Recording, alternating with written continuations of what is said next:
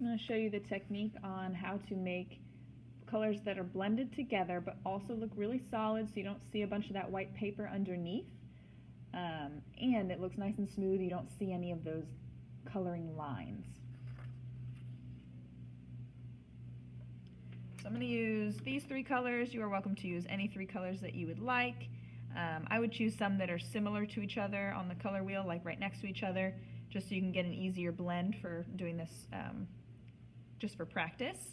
So I'm going to start out with my main color. I'm going to try and make something like this, but on a slightly larger scale.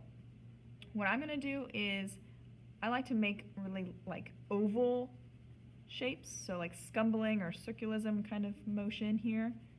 You could go back and forth, that's fine too, as long as your pressure is really light and you're laying your pencil pretty flat toward the paper. You don't want to have your pencil straight up and down, or else you're going to get really noticeable lines, and that's not what you want. So I'm going to go ahead and lay down a very light pressure, so you can see a lot of that paper is still showing through. You can see the white coming through my red. I'm going to do the same thing with my next color. I'm going to gently, lightly on top add a couple layers. I'm going back and forth over the same spot a couple times. It's not getting super dark quite yet, but I just want to build up that base layer of colors.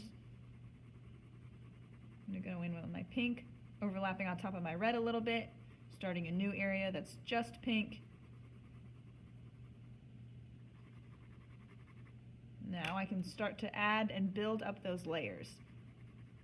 So I really want to take my time. I'm not just going to push really hard just to get the color, because then it doesn't allow the blending to happen. But if you go gradually, layer by layer, it will actually blend those colors together.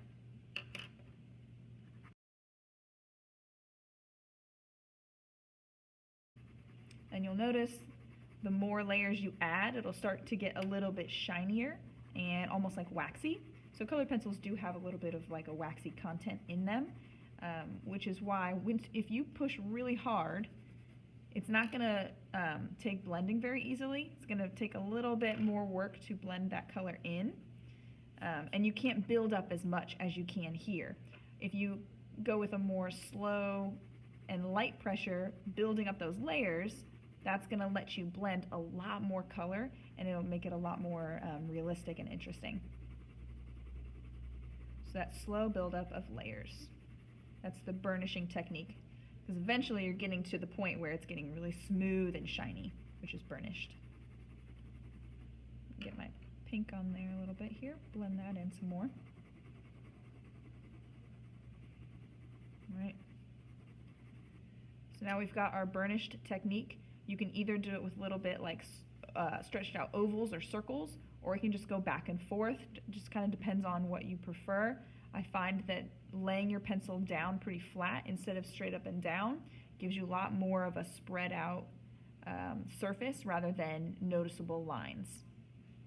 So you can go ahead and practice this with any few colors that you choose. I would do this a couple different times with a couple different types of colors. And you're just trying to achieve that smooth gradient from one color to another, because often in your paint blob you're going to have to blend from one color to another, or just in one color you're going to have to blend from one shade to another tint, which with colors and different lighting it might actually end up looking like a different color, even though it's just one color with shades and tints.